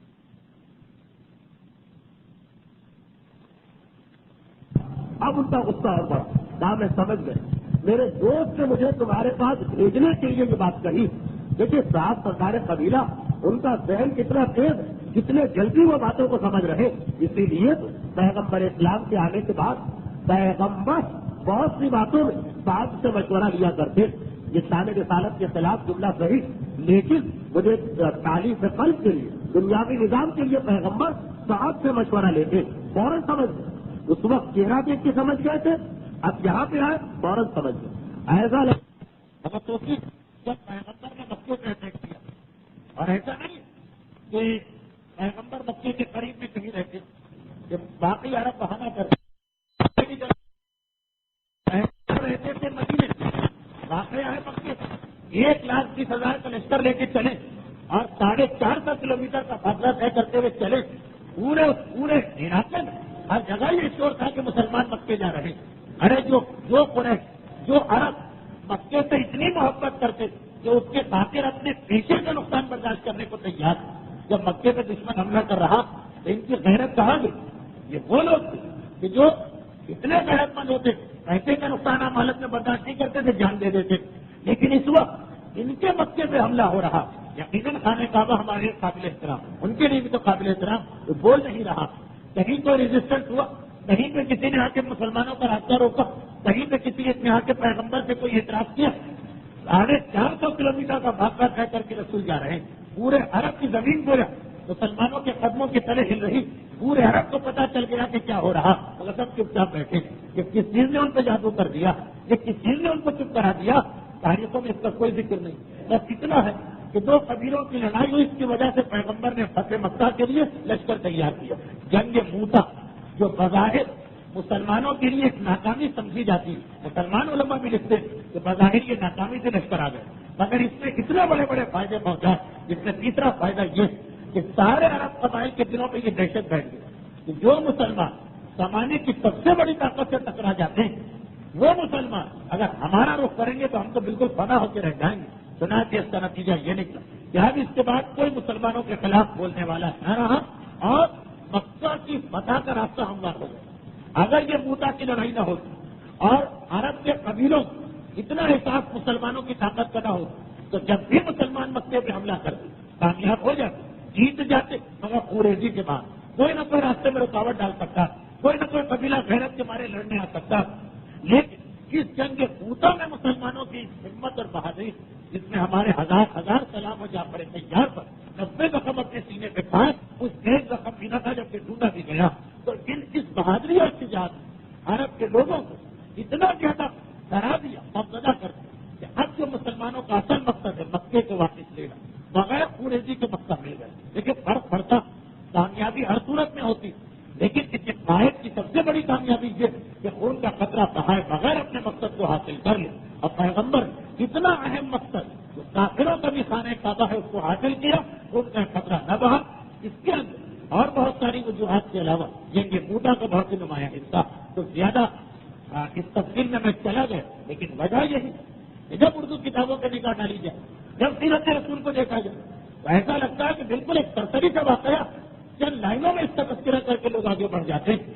جبکہ اس میں تو وہ واقعہ بھی پیش آئے کہ طارق ابن زیاد کے واقعے سے اہم واقعہ بہت مشہور ایک واقعہ کہ جی طارق ابن زیاد نے مسلمانوں کو اتنے جوش کے ساتھ لڑایا کہ یہ پیغام دینے کے لیے کہ واپسی کا کوئی راستہ نہیں ساری کشتیوں کو جلا دی. بہت ہی مشہور واقعہ مگر طارق ابن زیاد کے واقعے سے پہلے جنگ موتا میں جعفر طیار کا واقعہ پیش آ چکا کہ مسلمانوں سے کام 3,000 ہیں، یہ 3 لاکھ، یعنی یقینی شہادت ہماری واپسی کے لیے کوئی نہ سوچے اور یہ کہہ کے اپنے گھوڑے سے اترے اور اپنے گھوڑے کی چاروں ٹانگیں کاٹ دی اور کہا کہ واپسی کا راستہ ہی بند۔ یہ عالم اسلام کی پہلی مثال کہ کسی میدان جنگ میں اپنی سواری کے جانور کو طے کر دیا، اور یہی فقہا کا مسئلہ ہے کہ میدان جنگ کے اندر اپنے جانور کی حفاظت واجب یا مستحب، لیکن جب اس سے یہ پیغام دینا تو اس وقت الٹا عمل مستحب ہو جاتا۔ بھائی اب کوئی کہے کہ جانور کو کس لیے؟ جہاد میں جس طرح انسان قربانی دیتے جانور کو بھی قربانی دینا۔ بہرحال یہی جعفر طیار کا گھوڑا، یہ مثال آگے بڑھتی گئی، جس طرح جعفر طیار سے بڑی شہادت حسین کی ہو گئی، جعفر طیار کے گھوڑے سے بڑا امتحان فیصل جناح نے دیا، وہ سلسلہ چلا ہے واقعات کا۔ لیکن میں کہہ رہا ہوں کہ اتنا سرسرین واقعات کو بیان کیا جاتا، جبکہ میرے اعتبار سے یہ واقعات اتنا اہم، تو پیغمبر اسلام کی جنگ موتا کے واقعات ہم نے 2 طرح سے آج گفتگو کی۔ پہلا، اس کا ایک مجموعی پیغام کہ تبلیغ اتنا ہے فریضہ کہ یہ نہ سمجھو کہ فلاں دشمن ختم ہو گیا تو ہم کو راحت مل جائے، نہیں، ہم اپنا فریضہ انجام دیتے رہیں گے، چاہے پتا بھی ہو کہ ایک دشمن کو ختم کیا تو دوسرا دشمن کھڑا ہو جائے، مگر جو ہمارا واجب فریضہ اس میں کوئی سہولت نہیں، یعنی کوئی رعایت نہیں، اس میں کوئی چھٹی نہیں، اس کے اندر کسی قسم کی انسان کی ریٹائرمنٹ نہیں، جہاں ہو، جس حالت میں ہو، جس کیفیت میں ہو، تبلیغ اس پر واجب۔ اور دوسرا یہ کہ جنگ موتا، صلح حدیبیہ کی طرح بظاہر مسلمانوں کی شکست، لیکن نتائج کو دیکھیں تو مسلمانوں کی عظیم ترین کامیابی۔ یہی دلیلیں آپ جمع کریں تو جب ان لوگوں کو قائل کیا جا سکتا جو کربلا کو بھی معذاللہ شکست مانتے ہیں، کبھی ظاہری شکست اسلام کی سب سے بڑی کامیابی ہوتی۔ تو خیر اس پر انشاءاللہ ہم بات کریں گے، جنگ موتا ہمارا عنوان بنے گا، لیکن وقت بھی بہت کم رہ گیا ہے اور میرے ذہن میں بہت سارے مسائل تھے جو مجھے آج بیان کرنا تھا۔ آج اتفاق سے میں سوچ رہا تھا کہ ذرا لمبی تقریر کر کے پچھلے ہفتے مسائل میں کمی رہ گئی اس کا ازالہ کروں گا، لیکن اب وقت میرے ہاتھ سے نکلا جا رہا اور جن بزرگ یہ چند سوالات بھیجیں انشاءاللہ اب ہمارے پاس زیادہ سے زیادہ 3 تقاریر کی گنجائش، بلکہ زیادہ سے زیادہ 2 کی گنجائش ہے، ہو سکتا ہے کہ صرف ایک ہی تقریر ہو سکے۔ تو ان سے میرا وعدہ ہے کہ آج کا دن چھوڑ دیں، 2 جو منگل ہے ان میں سے کسی ایک میں ان کا یہ موضوع آ جائے گا۔ خیر یہ بات ایک طرف، جو ہمارا آج کا مجموعی عنوان بنا جنگ موتا، اس کے اسباب اور اس کے نتائج، اس کے واقعات رہ گئے وہ انشاءاللہ آئندہ منگل کو بیان ہوں گے۔ لیکن یہ جو اس کا اہم ترین پیغام بن رہا کہ اگر تمہارا ایک دشمن چلا جائے، ذاتی دشمن ختم ہو جائے، آتی رہا تو آرام سے، دین کا ایک دشمن ختم ہو تو اس کی جگہ 5 دشمن آ جائیں، اور تم کیا نہ سوچو کہ اس سے ہم فارغ ہوئے تو ہم کو سکون ملنے والا۔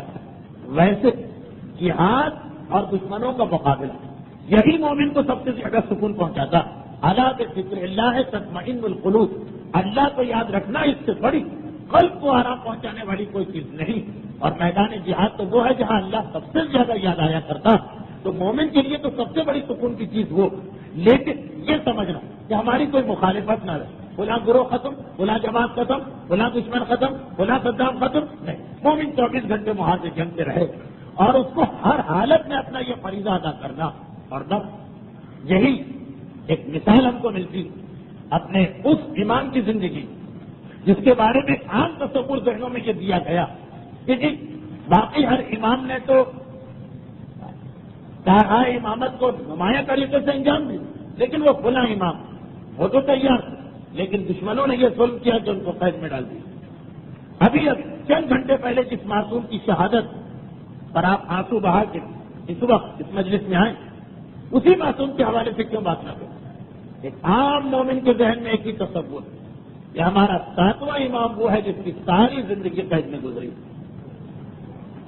قید اپنی جگہ، لیکن مسئلہ یہ کہ جو اسلام ہم جیسے حقیر ترین و ذلیل ترین و بد ترین و گناہگار ترین انسان کو بھی ایک لمحے کے لیے یہ اجازت نہیں دیتا کہ اپنے آپ کو تبلیغ دین کے فریضے سے قابل سمجھ، کہ جو اس اسلام کا نمائندہ، جو خود مجسمہ اسلام، ہم کیسے سمجھ سکتے ہیں کہ قید کا مطلب یہ ہے کہ امام نے سارے امامت کو انجام نہیں دیا؟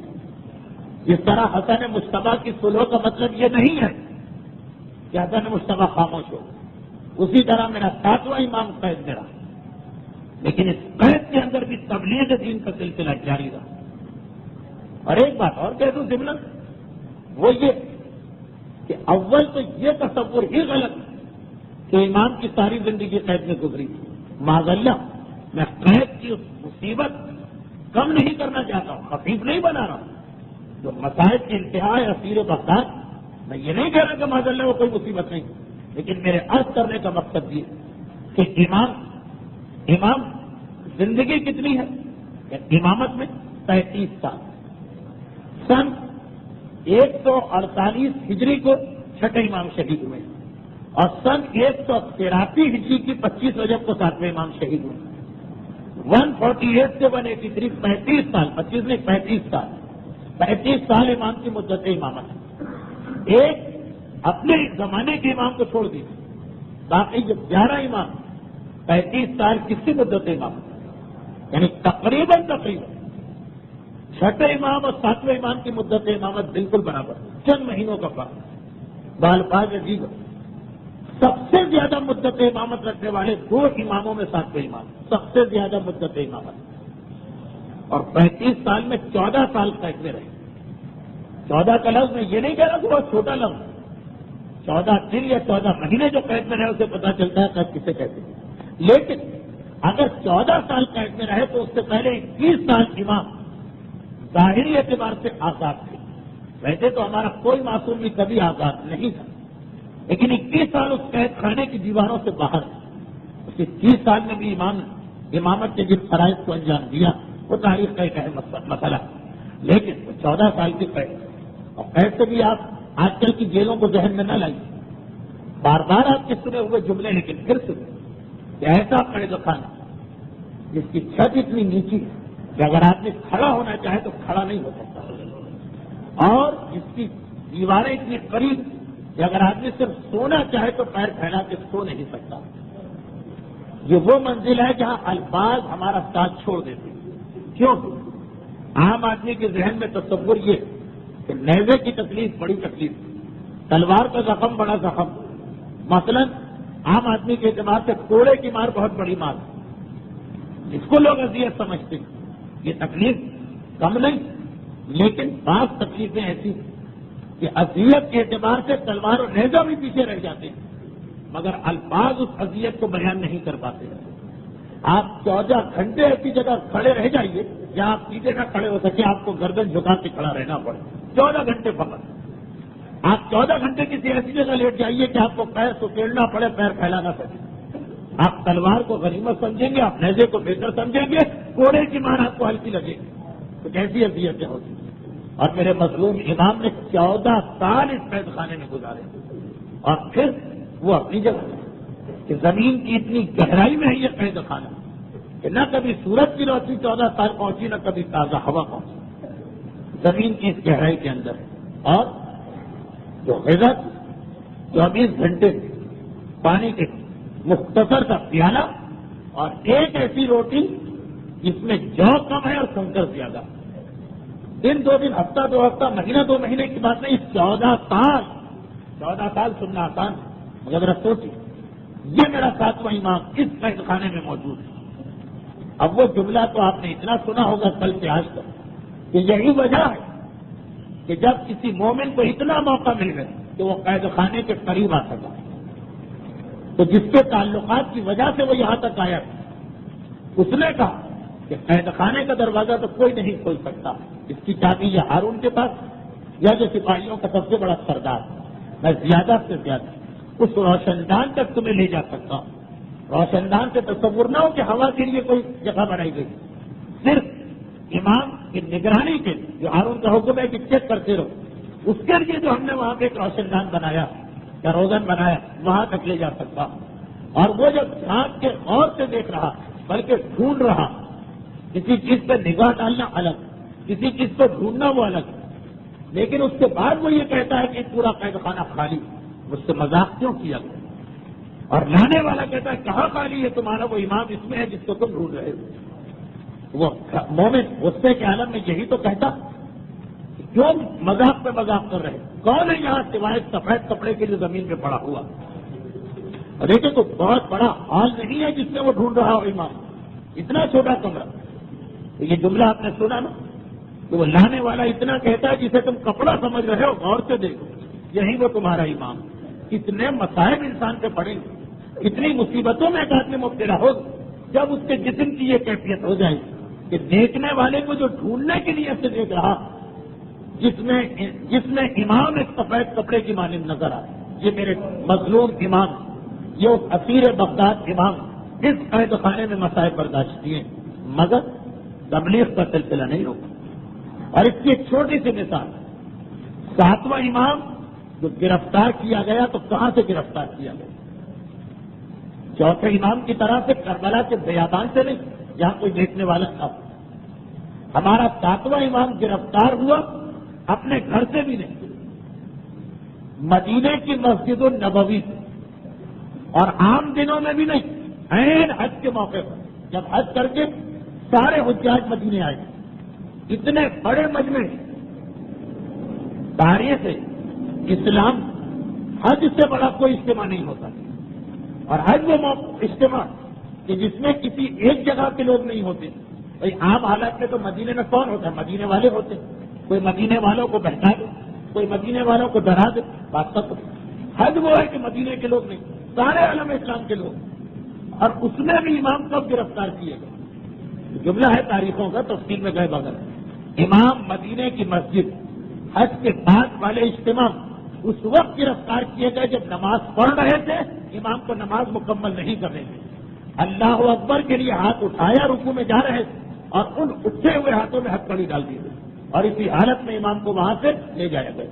ذرا سوچو, عام حالات بالکل جو جوش اور جذبہ اور غیرت بھی کھو گئے, ان کے سامنے بھی اس طرح کسی کو نماز میں ہم مسجد سے پکڑ لیا جائے, انسان جوش میں آ جاتا ہے, جذبے میں آ جاتا ہے, سوچ بھی غیرت بیدار ہو جاتی.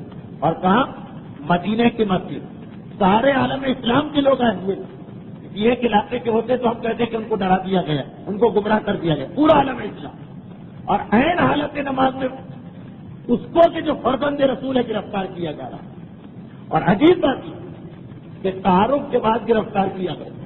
ایک آخری بات یہ رہی جاتی کہ یہ کہا جائے کہ وہ لوگوں کو پتہ ہی نہیں تھا کون گرفتار کیے جا رہے ہیں, اس لیے لوگ خاموش ہیں.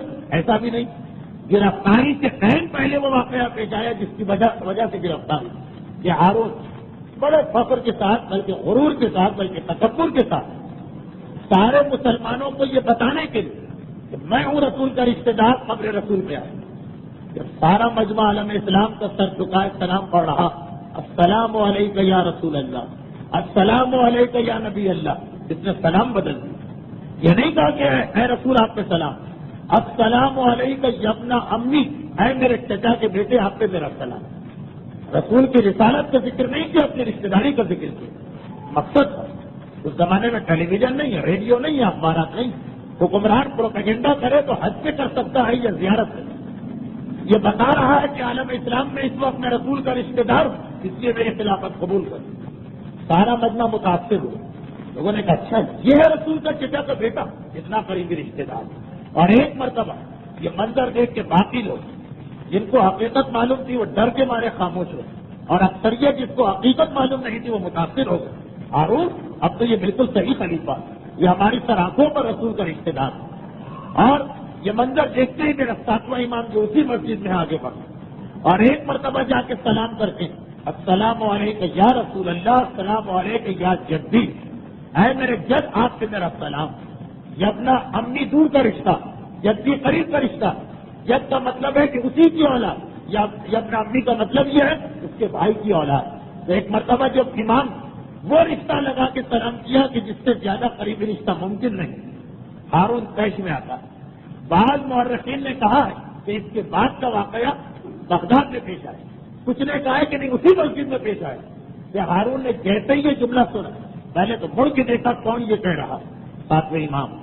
ابھی مکے میں ہارون 7ویں امام سے مناظرہ کر کے شکل کھا کے آ چکا. ایک مرتبہ کہا یہ آپ نے کیا کہہ دیا, آپ نے اور ہم نے کیا فرق. رسول کے 2 چچا تھے, ایک کا نام عباس تھا, میں ان کا بیٹا, دوسرے کا نام ابو طالب تھا, ان کے بیٹے. ہم اور آپ مساوی ہو گئے. چلے کتنا ہی جملہ اس کی زبان پہ آ گیا, بڑی بات کے مساوی ہو گئے. آپ کو ہم سے زیادہ کیا خصوصیت. اگر یہ واقعہ بغداد کا ہے تب بھی, اور اگر مدینے کا ہے تب بھی. امام نے ایک مختصر سی بات کہی, ایسی کہ جو حق بھی ہے اور عوام کے ذہن بھی سمجھ سکتے ہیں. کہا کہ ہے ہارون اتنا بتا دیں, یہ جو پہاڑ، مدینہ بھی چاروں طرف پہاڑوں سے گھرا، اگر ابھی رسول ان پہاڑوں کے پیچھے سے نکل کے آئے اور کہہ دے کہ ہارون میں تیری بیٹی سے شادی کرنا چاہتا ہوں، تو راضی ہو جائے گا؟ ایک مرتبہ گھبرا کے دیکھا، یہ آپ نے کیا کہا؟ اس سے بڑے فخر کی بات میرے لیے کیا ہے کہ رسول میری بیٹی کا رشتہ مانگے؟ تب فرق پتا چل جائے، رسول مجھ سے آ کے تیری بیٹی کا رشتہ مانگ سکتے، لیکن مجھ سے آ کے میری بیٹی کا رشتہ نہیں مانگ سکتے، کیونکہ میری بیٹی خود رسول کی بیٹی ہے۔ ایک ایسا مسئلہ کہ عرب کے ان لوگوں کے لیے اس سے زیادہ واضح کوئی دلیل نہیں بن سکتی تھی، قربت کتنی کہ میری بیٹی رسول کی بیٹی، میری بیٹی کا رشتہ مانگا جا سکتا۔ یہ ساری بات ہوئی، کم از کم پہلا حدائثہ تو سارے مورخین نے مانا، کس کے سامنے ہوا؟ عوام کے سامنے۔ یعنی اگر کوئی قیامت میں یہ بہانہ بنانا چاہتا کہ بھائی مجھے پتہ ہی نہیں تھا کسے گرفتار کر کے لے جایا جا رہا، تو نقامت ایک پورا تعارف بھی ہو گئے۔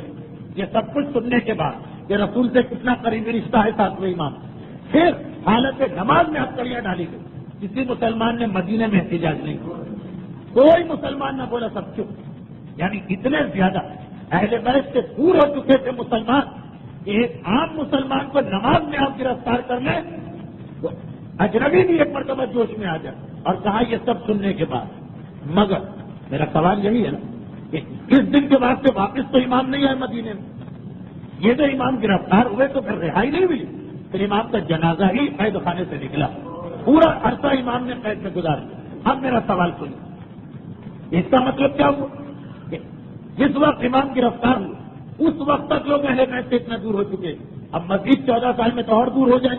کیوں؟ حکومت اہل بیت کے خلاف پروپیگنڈا کر رہی ہے، جب تک امام آزاد سے کچھ جواب دے رہے ہوں، اب تو امام قید میں اور ایسی سخت قید، اب تو لوگوں کو اور زیادہ امام سے دور ہونا چاہیے۔ نسین منسیہ، ایک نئی نسل سامنے آ جائے گی 14 سال، وہ بھول جائے گی کہ امام کون۔ مگر کیا وجہ کہ یہی ہارون کا بیٹا مامون، جب اس کی حکومت خطرے میں پڑتی تو حکومت بچانے کا صرف ایک طریقہ اس کے پاس تھا، اہل بیت کی کسی فرد کو اپنے ساتھ ملا لو تو تمہاری حکومت بچ جائے گی۔ سلسلہ امامت میں کوئی تمہارا ساتھ دے دے، سارا عالم اسلام خاموش ہو جائے گا۔ تب مامون مجبور ہو کے آٹھویں امام کے پاس آتا اور ان کو ولی عہد بناتا۔ تو میرا اکثر یہ سوال ہوتا ہے جو آج میں پھر آپ کو یاد دلا دوں کہ اے ارباب فضل اور اے محبان اہل بیت، ساتواں امام 14 سال قید میں رہا، اگر تبلیغ کا فریضہ انجام نہ دیا، اگر سارے امامت کو انجام نہ دیا، اگر فضائل اہل بیت کو نشر نہ کیا، اگر اسلام میں آل محمد کی اہمیت کو نہ بتایا، تو آخر کیا سبب کہ 14 سال کے قید کے بعد تو نام معاذ اللہ مٹ جانا چاہیے تھا۔ وہ نام اتنا طاقتور ہو گیا، اتنا طاقتور ہو گیا کہ اب اسی ہارون جو امام کو نماز میں گرفتار کرے تو کوئی بولنے والا نہ ہو، اور اسی کا بیٹا مامون اس کی خلافت خطرے میں پڑے تو اسی امام کو ملائے، تب اس کی خلافت بچی جا رہی ہے۔ یہ آخر اختلاف کیسے آئے؟ یہ معجزہ کیسے ہو گئے؟ یہ کس نے عالم اسلام کے ذہنوں کو اتنا بدل دیا کہ جو کبھی اس امام کی نماز کی گرفتاری پہ چپ ہے، اب وہ جب دیکھتے ہیں کہ اس کا بیٹا جس کا ساتھی ہے اس ظالم حکمران پر خاموش ہو جاتے ہیں۔ یہ کوئی ہے جو کار امامت کو انجام دے رہا، اور وہ ہے میرا ساتواں امام۔ جس طرح سید سجاد نے 1 سال شام کے قید خانے میں بیٹھ کر شام میں انقلاب برپا کیا، 14 سال میرے معصوم امام نے بغداد کے قید خانے میں بیٹھ کر اسلام کے عالم اسلام کے 18 صوبوں میں انقلاب برپا کر دیا۔ محبت اہل بیت اور پھیل گئی۔ اب اس سوال وقت بہت کم ہے، یہ آخری جملے کہ آخر ہم نے مانا ہی، لیکن یہ کس طرح سے امام نے تبلیغ کی ہوگی قید خانے میں؟ ایک سوال کوئی کر سکتا کہ دیکھیے عقیدے کی حد تک بھی مان لیا، تاریخ سے ہم کو ایک دلیل بھی مل گئی، مگر طریقہ کار اس کا جواب ہے اور بہت تفصیلی کہ امام اس قید خانے سے بھی کس طرح تبلیغ کر رہے ہیں۔ 4-5 طریقے ہیں، لیکن صرف آج کے لیے ایک واحد چیز، اور باقی چیزوں کو چھوڑ امام نے کس طرح سے آل محمد کی فضیلت اور حقیقی اسلام کو پھیلایا لوگوں نے، وہ الگ، اس کی ساری تفصیل الگ۔ صرف ایک بات جو آخر میں ہارون کا مسئلہ بنا وہ یہ کہ وہی ظالم ترین افراد جو امام کے قید خانے پر مقرر کیے گئے وہی تبلیغ کا سب سے بڑا ذریعہ بنا۔ ابھی آپ نے سیرت رسول میں سنا کہ احد و خندق کافروں کے ساتھ آ کے مسلمانوں پہ حملہ کرنے والے جب واپس گئے تو اپنے ذہنوں میں مسلمانوں کی ایک بدلی ہوئی تفصیل لے کے گئے، متاثر ہوئے مسلمانوں کے کردار سے میدان جنگ۔ سب مسلمان تو نہیں، لیکن وہ بھی ایک طرح سے اچھا ہوا کہ جن کے کردار سے متاثر ہونا انہی سے ان کو میدان میں واسطہ پڑتا تھا، جن کے کردار ذرا کچھ مسئلے میں تبدیلی کر سکتے وہ تو تھے ہی نہیں میدان میں، ہوتے ہی نہیں تھے. تو خیر وہی مسئلہ یہاں ہوا. ہارون ظالم سے ظالم آدمیوں کو ڈھونڈ کے لاتا امام کے قید کے. اور کسی مومن کو تو نہیں ڈھونڈے، وہ کسی ایک عام مسلمان کو بھی نہیں ڈھونڈے گا جس میں ذرا سی انسانیت. تو سخت دل اور پتھر دل لوگوں کو لے کے آئے. تاریخ پڑھ لی آپ کو پوری لسٹ مل جائے گی سیرت معصومی کہ پہلے فلاں آدمی امام کا نگران بنا، پھر فلاں فوج آئے، پھر فلاں فوج آئے، پھر فلاں فوج آئے. تو یہ سب تبدیل کیوں کیے جا رہے ہیں؟ یہ بھی تاریخ میں کہ آتے تھے تو ظالم ترین، شقی ترین اور بدترین انسان، اور جب شروع میں آتے تھے تو مظالم بڑھا دیتے تھے. مگر بہرحال پتھر نہیں تھے انسان سے، دیکھتے تھے امام کی عبادت. اور یہاں خود ہارون ہی کا حکم اس کے لیے مسئلہ بنا کہ وہ حکم دیتا کہ مسلسل چیکنگ کرتے رہنا اس آدمی. ہارون کو بھی خوف ہے کہ قید خانے سے بھی تبلیغ ہوتی، لیکن یہی جو نگرانی اس کا حکم دے گا وہی ایک تبلیغ کا ذریعہ بن رہی. وہ دیکھ رہے ہیں کون شخص اتنی زحمتوں میں مبتلا ہونے کے بعد ایسا قید خانہ، ایسی غذب، اور ایک ہی جملہ اس کی زبان پر الحمدللہ الذی. تمام تعریفیں اس خدا کی کہ جس سے میں نے عبادت کے لیے پرسکون مقام مانگا تھا تو اس نے ایسا پرسکون مقام مجھے عطا کیا. ہم اور آپ ساری زندگی اللہ کی نعمتیں، ایک مصیبت آ جائے تو اللہ سے لڑنے کھڑے ہو جائیں.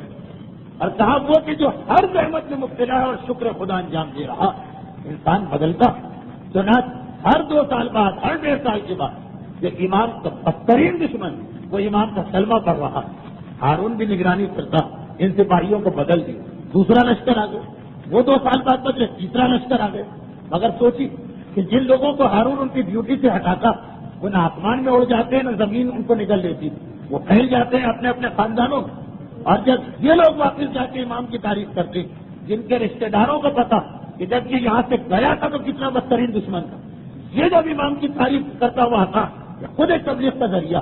ایک عام آدمی جو امام کو نہ جانتا وہ تعریف کرے وہ بھی تبلیغ، لیکن جس کو ہارون نے اسی لیے منتخب کیا کہ یہ بدترین دشمن ہے اہل بیت، اس کی زبان سے جب لوگ قصیدہ سنے، ہارون کو بھی اندازہ نہیں. مگر بھائی فرض کیجیے کہ ہر دفعہ 50 کی فوج جو 50 مختلف قبیلوں کے یہ واپس جائیں گے تو 50 مبلغ امام کی طرف سے آ گئے. صرف ایک چیز، اور ہر سال 2 سال کے بعد تبدیلی ہوتی چلی جا رہی. ہزاروں مبلغ تو انہی مصائب اور مظالم کی وجہ سے امام کے بن گئے، جو جہاں بیٹھتے ہیں امام کا قصیدہ پڑھتے ہیں. ہارون بھی آخر میں عاجز آ گئے. کہاں سے لے کے آؤں ایسے لوگوں کو؟ سنا کہ اس نے پھر سوچا کہ ایک مرتبہ زہر دے کے یہ مسئلہ ہی ختم کر دیا جائے. کیوں ہارون زہر کی منزل پہ آیا؟ اسی لیے کہ اس نے خود دیکھ لیا کہ اس کے نتائج کیا نکلے. کردار و طاقت کہ آج بھی اگر ہمارا کردار ویسا ہو جائے جیسا رسول چاہتے ہیں، ہمیں زبان سے کچھ کہنے کی ضرورت ہی نہیں پڑے گی. معصوم کا وہ جملہ ہمارے لیے ہو، کون دعات الناس بغیر السنتکم، لوگوں کو ہماری طرف بلاؤ مگر زبان سے نہیں، اپنے کردار، اپنے عمل. زبان کی تبلیغ اور کردار کی تبلیغ. کردار کی تبلیغ آج بھی ذوالفقار حیدری بن سکتی اگر ہمارا کردار ویسا ہو جائے جیسا حیدر کرار اور اس کے بعد نسل حیدر کرار کا کردار تھا. ہارون عاجز آ گیا، آپ زہر ہی دینا پڑے. اور انتخاب کیا اس نے اس رات کا جو کل گزری 25 رجب کی شب. اب ایک روایت جو بہرحال سیرت کی کتابوں میں نہیں آئی، سیرت کی کتابوں کا یہ موضوع بھی نہیں، لیکن بعض معجزوں کی کتابوں میں آئی. ہر بات ممبر بھی اس کو بیان کرتے رہتے. جب بھی یہ تاریخیں آتی ہیں میں اسی کا تذکرہ کر کے مجلس کو اختتام پہ لاتا ہوں. 25 رجب کی تاریخ ہے.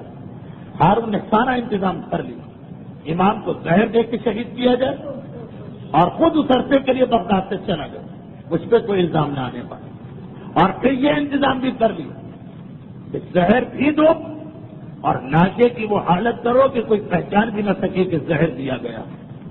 چنانچہ اس نے حکم جاری کیا کہ جب زہر کے نتیجے میں امام شہید ہو جائیں تو امام کے لاشے کو لے جا کے دوسرے بغداد پہ رکھ دینا. بغداد کے پل پہ یہ لاشا رکھنا. پرانا زمانہ جہاں شہر کی سڑکوں اور پلوں پر روشنی کا کوئی انتظام نہیں ہوتا ہے اور رات کے اندھیرے میں ساری رات جب سواریاں آئیں گی اور جائیں گی، وہ گھوڑے، وہ اس زمانے کے اونٹ، وہ اس زمانے کی باقی سواریاں، تو ان کے قدموں تلے، ان کی ٹاپوں تلے امام کے لاشے کی وہ حالت ہو جائے گی کہ ہارون کے دونوں مقصد پورے ہو جائیں. ایک طرف جو دشمنی اہل بیت اس کے دلوں میں ہے وہ پوری ہو، دوسری جانب لاشا ایسا ہو جائے کہ کوئی ثبوت ہی کسی کو نہ مل سکے. ہارون کے احکامات کے وہاں تک تو عمل ہوا جہاں تک انسان کا اختیار چل سکتا. امام کو زہر دیا گیا، طریقہ ذہن میں مورخین میں اختلاف ہے، سیرت کی کتابوں میں پڑھ لیجیے، اور پھر اس لاشے کو اٹھا کے بغداد کے پل پہ لا کے رکھ دیا گیا۔ بس جب یہ لاشا بغداد کے پل پہ آیا تو اب یہاں پہ ایک تو روایت کا جملہ ہے اور ایک ارباب منبر کا جملہ۔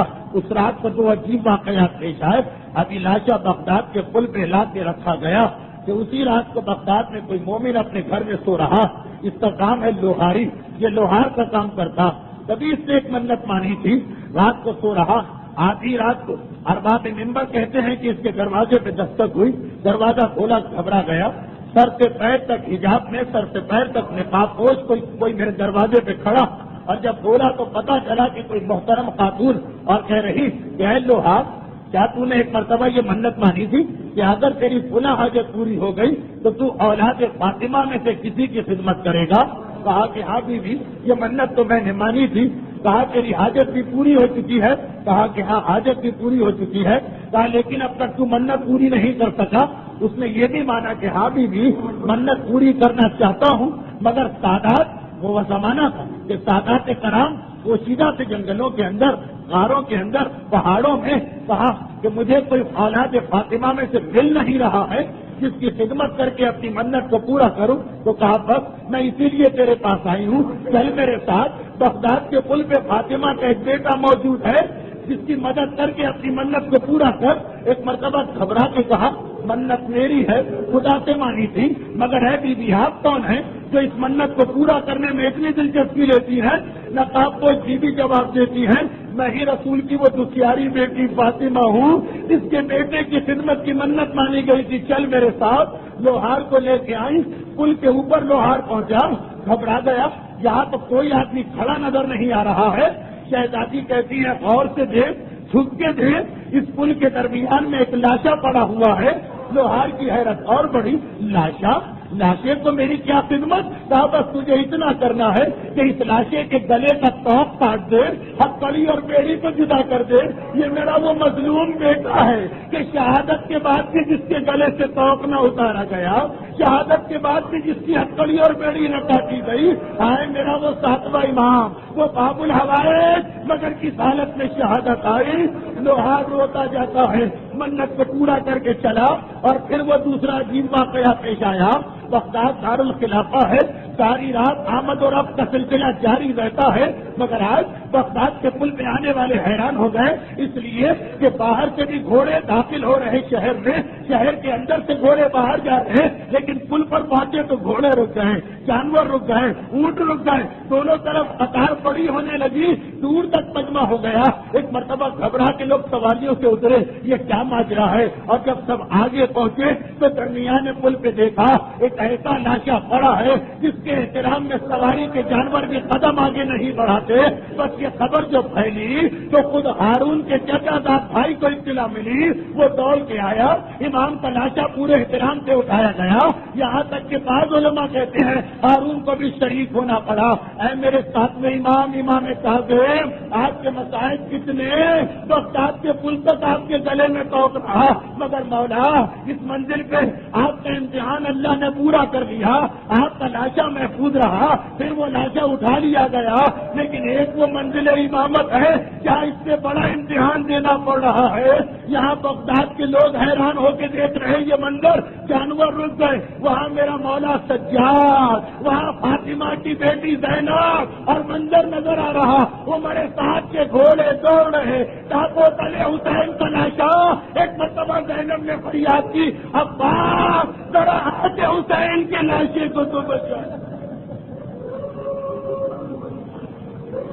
الا ولعنۃ اللہ علی اعدائهم اجمعین۔